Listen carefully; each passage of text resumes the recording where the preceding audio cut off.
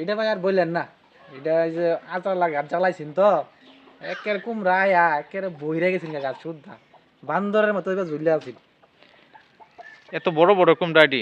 এটা মানে আল্লাহ দিছে এত বড় বড়, কি করুন দেব গাছ এটা এই জন্য মানে প্রত্যেক বিচি বিচি তাই পড়ছেন পরে এনতে জ্বালাইছে ও না, আল্লাহ দিছে যখন কি সুন্দর কত বড় বড়। এখানে তিনটা দেখতে পাচ্ছি।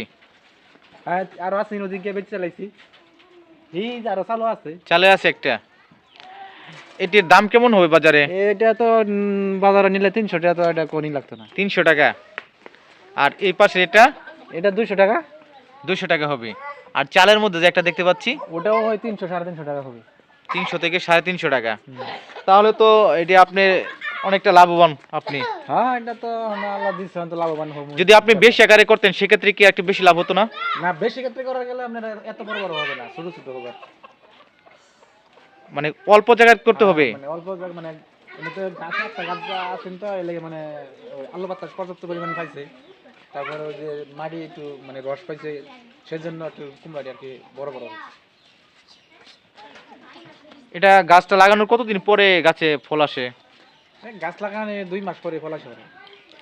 আর এটির বয়সটা কেমন হবে? এটার বয়স গড়ে আর কি মানে 2.5-3 মাস হবে। 3 মাস। খেতে কেমন ভাই? হ্যাঁ খেতে খুবই ভালো, খুবই সুস্বাদু। হ্যাঁ ভিতরে খালি শুধু ঘুষ তুই। অনেক মাংস ভিতরে। হ্যাঁ হ্যাঁ এটা পুরাটাই। এটা কি আরো কতদিন থাকবে গাছে? এটা আপনার গাছ যতদিন পর্যন্ত বাঁচা থাকবো ততদিন পর্যন্ত রাখলে ভালো, মানে কুমড়াটা অনেকদিন টিকসই করবে, নষ্ট হবে না। এটার কালার কি আরো অন্য কালার হবে? কালার হবে একটা সাদা দুধের মতো, সাদা ফাঁকা হয়ে যাবে। এই যে এটা একটু বয়স, এটা মানে আগে আসছে তো এটার বয়সটা মানে একটু মোটামুটি হয়েছে। এটা দেখেন এই যে কিরকম সাদা সাদা হয়ে আসতেছে, আরো সাদা হবে, কিন্তু এটি একটু এখনো সাদা হয় নাই, এটি মানে সাদা হয়ে আসতেছে। এর পাশাপাশি আপনি আর কি করেন ভাই? পাশাপাশি এই যে খামার করি, তারপরে কৃষি আবাদ করি। ওই যে ওই আমার বাড়ির ওই উত্তরে আরো একটা লাউয়ের বাগান আছে, ইয়ে শীতলাউ হয় নাকি, শীতলাউয়ের একটা বাগান করছি। তারপরে যে কুমড়া আছে, তারপরে বাজে কৃষি আর ওই যে ধান টান আবাদ করি এগুলোই।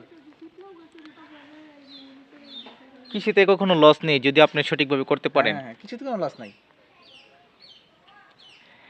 প্রিয় দর্শক, আপনারা দেখতে পাচ্ছেন অনেক বড় বড় কুমড়া রয়েছে, দেখতে মাশাআল্লাহ অনেক সুন্দর দেখা যাচ্ছে।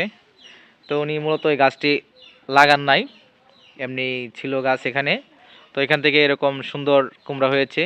প্রিয় দর্শক, আপনারাও বাজি কৃষি করেন, এখান থেকে আপনারা লাভবান হতে পারবেন।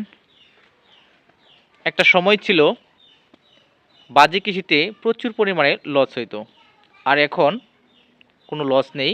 তার কারণ হচ্ছে প্রচুর তরিতরকারির দাম রয়েছে বাজারে, যার জন্যই কৃষকরা অনেকটাই লাভবান হয়েছে।